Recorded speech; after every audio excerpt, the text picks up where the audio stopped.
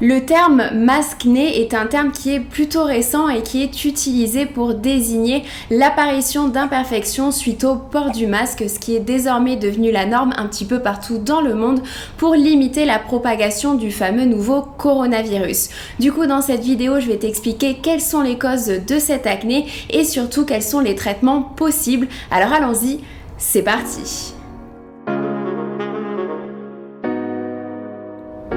Hey, salut à toi et bienvenue dans cette nouvelle vidéo. Si tu ne me connais pas, je suis Bérangère, ingénieure chimiste spécialisée en cosmétiques et le but de ma chaîne c'est de vulgariser la science des cosmétiques pour te permettre de mieux comprendre les produits cosmétiques que tu viens appliquer sur ta peau. Alors surtout si c'est un sujet qui t'intéresse, n'oublie pas de t'abonner à ma chaîne et d'activer la cloche pour ne pas louper les prochaines vidéos. Et aujourd'hui dans cette vidéo on va parler spécifiquement de l'acné liée au port du masque. Je vais t'expliquer quelles sont les causes et surtout quels sont les traitements possibles. Alors petit rappel, l'acné est une maladie inflammatoire des follicules pilosébacés qui est extrêmement fréquente.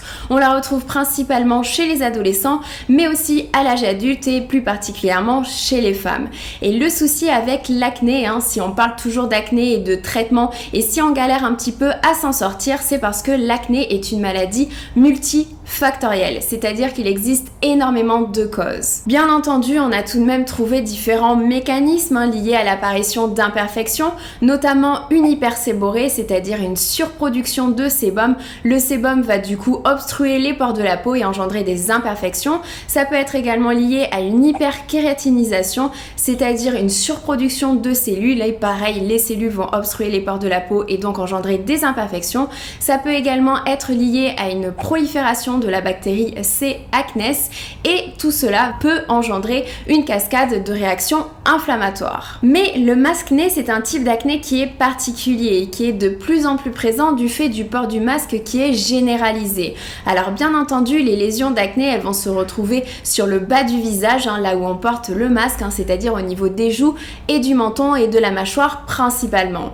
Mais du coup, quelles sont les causes de cette acné-là? Eh bien, ce que l'on sait, c'est qu'il s'agit probablement d'un congestionnement des pores lié à un stress mécanique. Ce qu'on entend par stress mécanique, c'est un phénomène de pression, d'occlusion ou alors de friction. Tout simplement parce que le masque, il va engendrer des frottements et donc des irritations au niveau de la peau. Mais cela peut également provenir d'un changement du microbiome cutané. Alors je rappelle que ce qu'on appelle le microbiome cutané, c'est tout simplement tous les organismes vivants, donc bactéries, champignons, qui sont à la surface de notre peau et qui sont essentiels pour la santé de notre peau. Et ce microbiome cutané, il dépend de différents facteurs, notamment des facteurs génétiques, c'est-à-dire de l'âge, du sexe ou encore de la santé, mais aussi des facteurs externes, c'est-à-dire de l'environnement, du mode de vie, du pH ou encore de la température. Et du coup, c'est également lié au port du masque. Puisque en fait ce qui se passe lorsque l'on porte le masque, c'est qu'on va créer un espèce de microclimat, donc un milieu chaud et humide. Et ça va engendrer plusieurs problèmes puisque la chaleur, ça peut entraîner une transpiration et donc modifier le taux de production de sébum. Mais l'humidité peut également changer la composition du sébum et bon, pour faire simple, tout cela, ça peut entraîner une modification du pH de la peau. Alors je rappelle que la peau en temps normal, elle a un pH qui est plutôt compris aux alentours de 5, 5,5. Donc un pH qui est légèrement acide et qui est nécessaire au bon fonctionnement de la peau. Donc en fait la création de ce microclimat, ça va tout simplement engendrer un dérèglement au niveau du microbiome cutané et ce déséquilibre, il peut engendrer par la suite certaines pathologies dont notamment l'acné, mais pas uniquement l'acné, ça peut également engendrer de l'eczéma ou alors certaines dermatites. Donc bien entendu les différents facteurs qui vont jouer un rôle sur cette acné là, ça va être la durée du port du masque, mais également le climat, donc la chaleur. Par exemple si tu habites dans un climat tropical ou alors que c'est l'été, forcément que tu vas transpirer encore plus, donc ça augmente les risques. Et ensuite en facteur de risque, on retrouve également les personnes qui souffrent déjà d'acné, forcément ça augmente encore plus les risques. Alors que peut-on faire pour essayer de diminuer ce type d'acné là? Eh bien forcément la première chose à faire, c'est d'agir en prévention pour éviter le congestionnement des pores. Et là ce que je te propose, c'est tout simplement de te trouver un nettoyant qui est approprié, c'est-à-dire un nettoyant qui est doux, qui ne va pas être trop agressif, qui est efficace et bien entendu qui respectent le pH naturel de la peau, c'est-à-dire qu'on oublie les savons, puisque les savons, je le répète encore une fois, ce sont des nettoyants qui ont un pH basique, un pH aux alentours des 10-12, donc le savon déjà de base, il peut engendrer un dérèglement au niveau du microbiome cutané, donc on oublie les savons. Personnellement, ce que je te recommande absolument, c'est la mousse nettoyante de Galinée, puisque c'est un produit qui est doux, c'est un produit qui est efficace, qui respecte le pH de la peau et qui contient d'ailleurs des prébiotiques, et ce sont des ingrédients qui peuvent aider au maintien de l'équilibre du microbiome cutané. Bien entendu, le soir, tu peux tout à fait réaliser un double nettoyage, c'est-à-dire venir utiliser 2 nettoyants, et tu peux par exemple utiliser le baume démaquillant Sensifine de SVR qui est parfait pour tout type de peau, même les peaux sensibles, tu l'utilises en premier nettoyant et ensuite tu viens utiliser la mousse de Galinée, donc ça te fait un double nettoyage, mais un double nettoyage qui n'est pas non plus trop agressif, qui reste doux pour la peau. Ensuite, pour ta routine du matin, ce que je te propose, c'est que si tu as déjà une peau grasse de base ou alors une peau mixte, mais bref une peau qui a tendance à briller au cours de la journée, je te conseille de venir utiliser un sérum qui va réguler la production de sébum et donc notamment diminuer le congestionnement des pores. Pour cela, tu peux utiliser un sérum qui contient au minimum 2% de niacinamide. Et ce que je te propose, c'est notamment le pore control de Ilamide, qui est un sérum que j'aime beaucoup. Si tu veux en savoir plus sur ce sérum, je t'invite à aller voir ma vidéo sur Ilamide, mais sinon tu as également le niacinamide de Paula's Choice, ou alors tout simplement l'ampoule Hydra B3 de SVR qui contient également de l'acide hyaluronique pour hydrater. Et puisqu'on parle d'hydratation, je rappelle que l'hydratation en cosmétique, c'est vraiment la base, ça doit être la clé de ta routine, tout simplement parce que les hydratants, ça permet déjà de maintenir l'équilibre du microbiome cutané, donc de préserver le microbiome cutané face à certaines perturbations. Et je rappelle aussi qu'un bon taux d'humidité au niveau de la peau, c'est vraiment essentiel pour avoir un bon renouvellement cellulaire et donc notamment éviter le congestionnement des pores. Donc l'hydratation, c'est vraiment la base et c'est pour tout type de peau. Et donc ce que je te propose en crème hydratante, c'est de partir sur des hydratants qui contiennent également des prébiotiques qui peuvent aider au maintien de l'équilibre du microbiome cutané. Donc ça peut toujours être un plus, puisque on l'a vu, ce type d'acné là peut être lié à un dérèglement du microbiome cutané.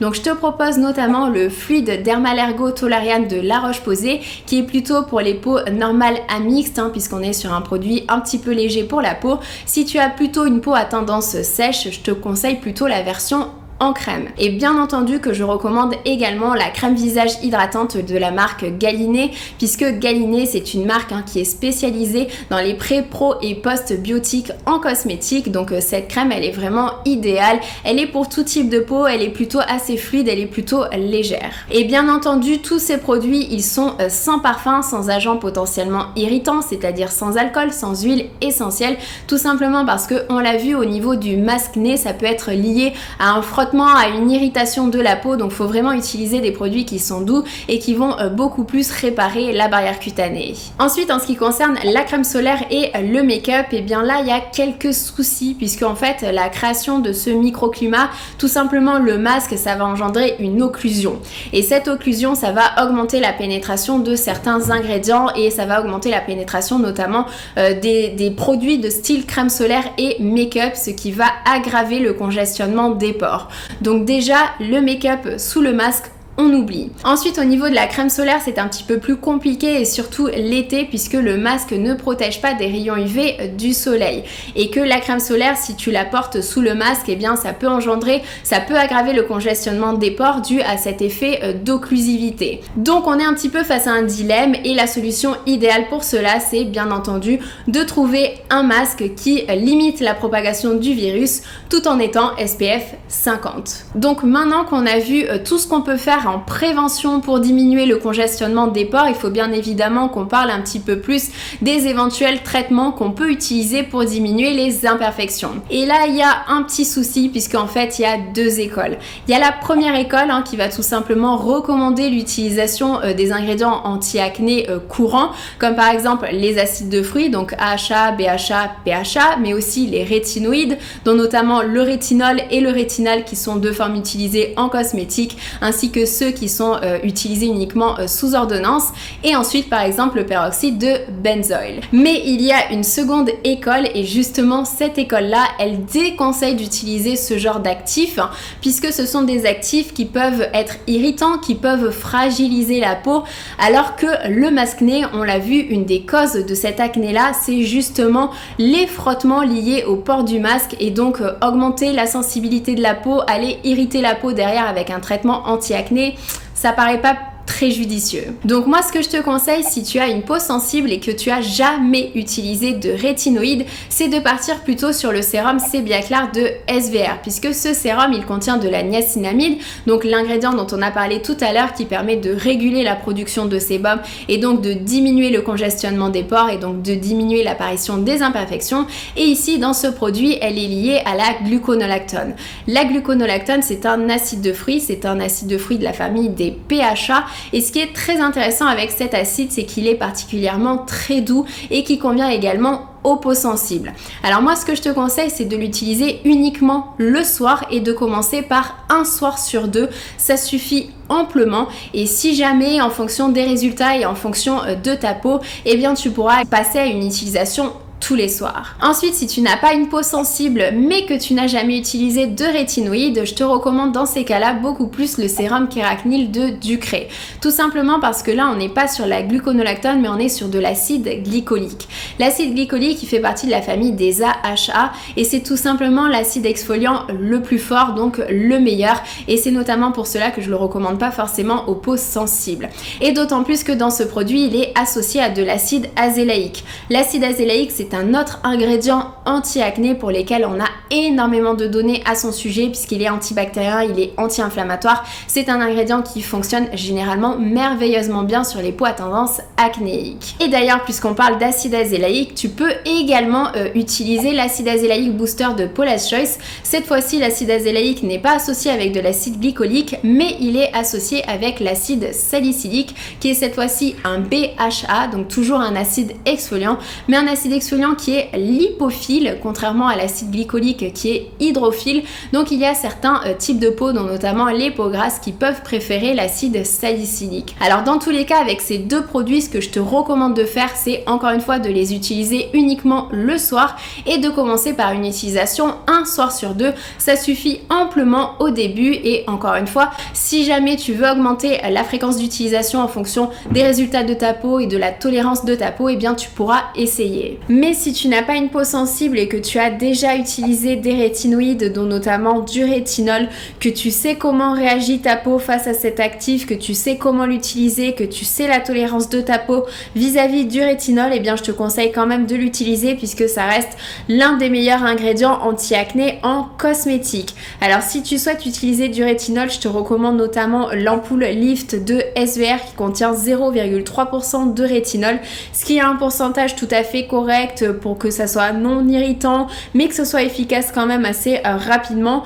Mais j'ai un petit penchant pour celui de Paula's Choice qui contient également 0,3% de rétinol avec 2% de bakuchiol, puisque le bakuchiol apporte également un côté apaisant, un côté anti-inflammatoire et un côté anti-acné qui peut aussi être intéressant. Ensuite, ce que tu peux venir utiliser en traitement localisé, donc directement sur les boutons blancs, c'est venir mettre un patch hydrocolloïde. Alors l'avantage de ces patchs, c'est que ce sont des patchs transparents, donc déjà même en temps normal tu peux les utiliser aussi bien en journée que en soirée, mais là d'autant plus que tu portes le masque en journée, et bien tant qu'à faire, autant mettre des patchs hydrocolloïdes sous le masque.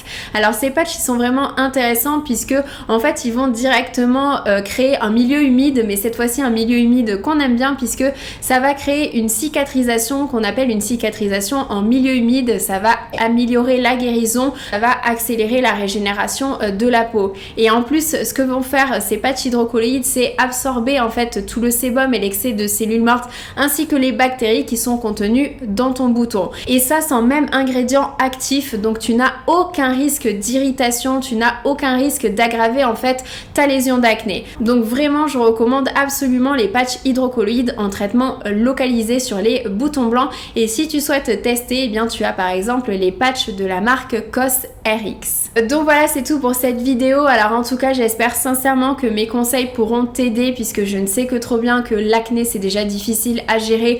En plus, rajouter à ça à tous les problèmes liés à ce fameux nouveau coronavirus, bref, on s'en serait bien passé. Donc surtout, fais attention à toi, prends bien soin de toi, prends bien soin de tes proches également. Je te fais de gros bisous, je te dis à une prochaine fois. Ciao!